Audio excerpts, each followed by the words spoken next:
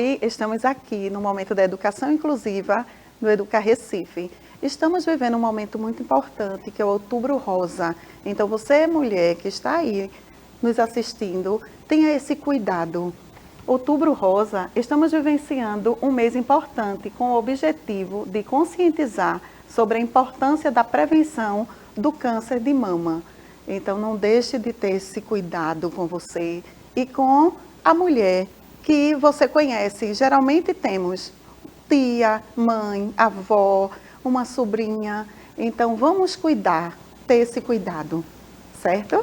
Nós vamos iniciar nossa temática muito importante hoje com uma convidada muito especial, a coordenadora Carolina Valença. Tudo bem, Carol? Tudo bom, Ivânia? Tudo bem, pessoal? Obrigada por você estar aqui. Obrigada também. Um prazer. Olha, que maravilha. Então, vamos dar sequência à nossa temática, mas antes, onde é que você pode encontrar a educação inclusiva? Você pode encontrar diariamente, de segunda a sexta, na TV Alep, no horário das 8h45 às 9 horas. E temos a reprise, 18h45 às 19h, no canal 10.2. E também no canal do Educa Recife, no YouTube. Certo? Mas vamos pensar um pouquinho sobre essas iniciativas que promovem a inclusão. Às vezes um comportamento seu, uma prática que você tem aí na escola e já tem aquela iniciativa no contexto de todas as pessoas que convivem ali. Mas o que de fato promove essa inclusão? Porque o estudante chega, não é, Carol? Ele chega e está ali para ser acolhido, para ser trabalhado de maneira significativa. Todo tipo de estudante, né, Vânia? Exatamente. Estudante com deficiência, estudante com dificuldade de aprendizagem, um estudante que sofre preconceito, que sofre bullying e ter uma escola inclusiva é uma escola que abriga, né, que acolhe todo tipo de estudante. Exatamente. Mas o que promove a inclusão? Vamos lá. A empatia promove a inclusão. Quando você consegue, pelo menos, entender como é que o outro está se sentindo, não é, Carol? Como é que ele está se sentindo? Como é que ele quer ser acolhido? Como é que você gostaria de ser recebida naquele espaço escolar? A sensibilidade é outro fator que também promove a inclusão, o respeito e a acessibilidade. Quando você recebe um estudante, né, seja ele qual for, uma família, quando você se coloca no lugar do outro e você tenta entender que lutas que eles já lutaram para estar ali, né? Quantos anos eles já passaram buscando um diagnóstico, muitas vezes, quantas cargas emocionais eles têm, você às vezes entende até a forma como eles chegam na escola, né? Muitas vezes com medo, com receio de continuarem sendo excluídos de alguma forma, e aí você se colocando nesse lugar, você entende, não recebe, né, muitas vezes a fala deles com chateação, mas pelo contrário, entendendo que é a forma deles lutarem, a forma deles falarem para serem ouvidos, né, muitas vezes que em outros espaços fora da escola eles já não foram ouvidos, então eles têm medos, né, e a gente ter essa empatia, ter essa sensibilidade, acolher eles com o coração aberto, realmente garantindo esse direito a eles, eu acho que é algo que faz muita diferença na vida do estudante e do familiar do estudante com deficiência também. Exatamente. E Carol, nessa fala, ela já contemplou todos esses itens. Quer dizer, ela demonstrou empatia, ela foi sensível àquele estudante que chegou àquela família, teve respeito e essa acessibilidade, que é tão importante, porque essa acessibilidade da atitude, imagine só esse estudante chegar, essa família, ser de fato acolhido de maneira significativa, ele não vai mais querer sair dessa escola. Ele não vai mais querer deixar de ser atendido por uma coordenadora sensível, feito Carol. Não vai mais querer deixar de participar desses profissionais, desses professores que têm um olhar respeitosos. Não é isso, Carol? E eu acho que isso faz uma diferença até na animação com que a criança vai para a escola, né? No desejo de ir para a escola. Assim como quando a gente encontra qualquer outro lugar, dentro da escola ou um outro ambiente, que o pessoal foi simpático com você. Muitas vezes você quer voltar lá por causa da simpatia, você quer voltar lá porque foi bem atendido. E isso dentro de uma escola é incrível como isso faz uma diferença em qualquer tipo de estudante, em qualquer tipo de familiar. Né? Como derruba barreiras, como faz com que eles se abram para você quando você é educado, é gentil, dá essa oportunidade deles falarem, deles serem ouvidos, deles desabafarem muitas vezes com você. É verdade. Né? Isso faz muita diferença em qualquer lugar. Imagina dentro de uma escola onde a criança vai praticamente todos os dias, não agora na pandemia, né, por causa da pandemia em si, mas faz uma diferença enorme em qualquer criança que é bem recebida, adolescente, jovem, ainda mais numa pessoa com deficiência que já foi excluído de tantos outros lugares. Né? E esse olhar é perfeito, porque esse estudante, ele quer participar, ele vai querer permanecer, porque se tem acesso, se fez a matrícula, como falamos no nosso encontro anterior com a gestora Sandra, que ela trouxe que desde um primeiro momento, no ato da matrícula, que não se nega, aí com o passar, que entra na escola, já garantiu essa matrícula, encontra o trabalho da professora, da coordenadora e tem todo esse acesso. Então, ele não vai mais deixar de participar e de querer permanecer na escola. E começa a ter um outro olhar, né, Carol? Entender que a escola é realmente parceira. É um ambiente acolhedor, né? É um ambiente que está ali para ajudar. Né? A gente vê muitas vezes alguns familiares super protetores, né? Como a gente sabe de algumas histórias de vida, outras a gente não sabe. Mas por ver que eles já sofreram tanto, e aí quando eles se sentem lá acolhidos, eles gostam de participar e eles vão ter segurança em deixar os filhos deles em uma escola que vai cuidar dos filhos dele. Né? Eu sou mãe, né? Então você nos primeiros dias de aula, por exemplo, do seu filho pequeno, você tem aquela insegurança, será que vão cuidar dos mínimos detalhes, de higiene básica? Né? E a criança com deficiência, ela tem outras necessidades que muitas vezes só a mãe conhece e ela fica insegura de saber se o profissional que está lá vai realmente cuidar dessa necessidade básica.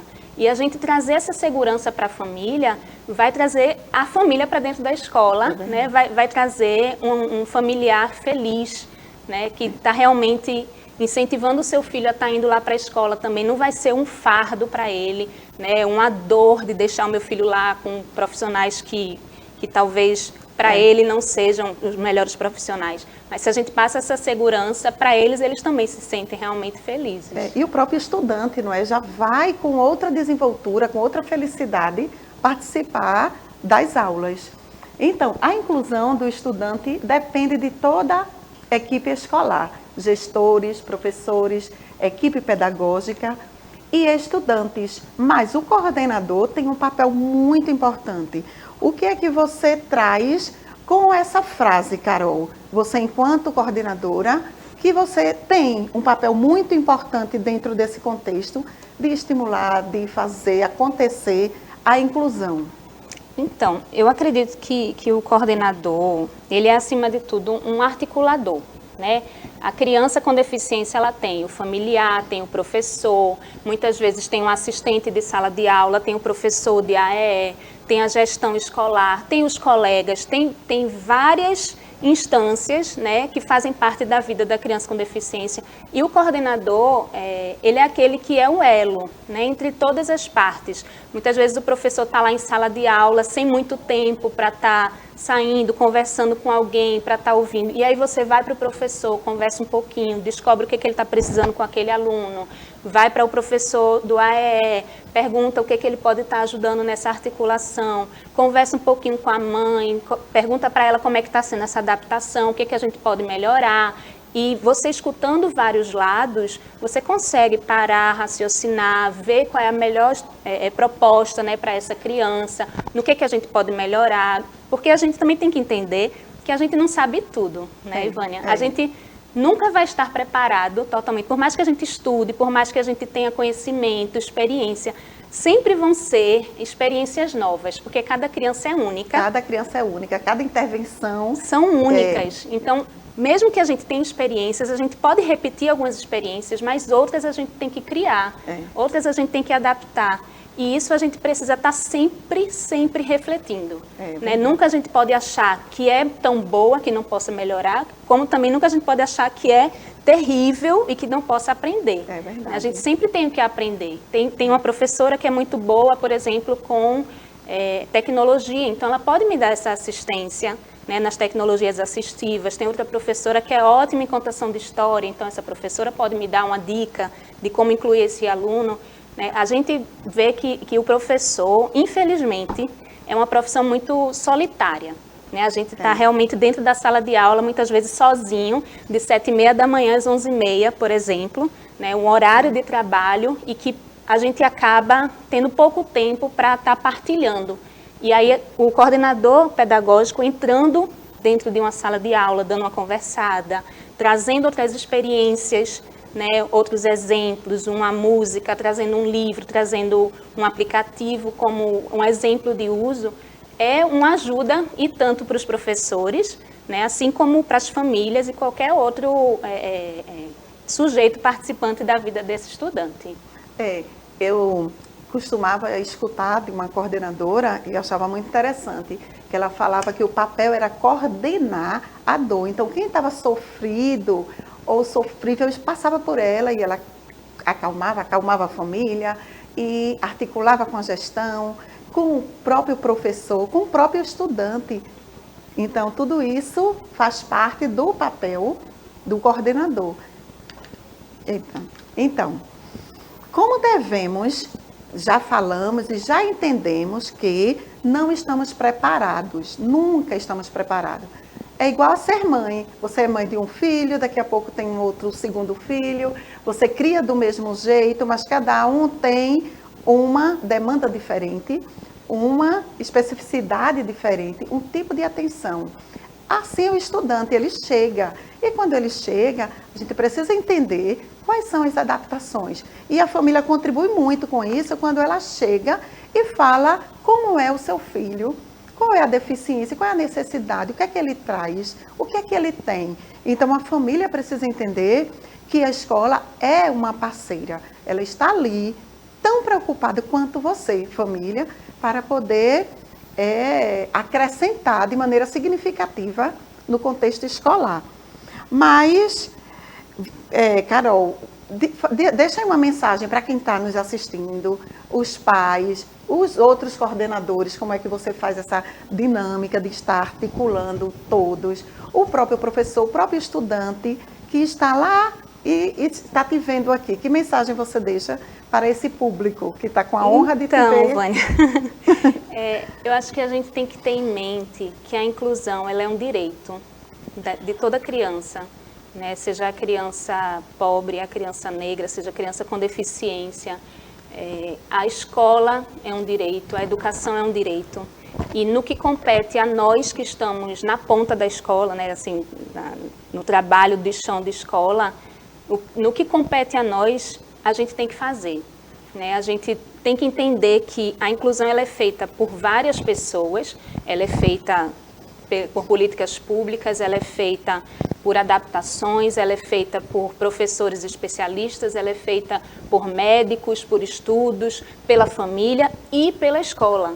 Né? A escola é só mais um espaço de inclusão e um espaço importantíssimo que eu acho que avançou e muito, né, na frente de vários outros espaços sociais.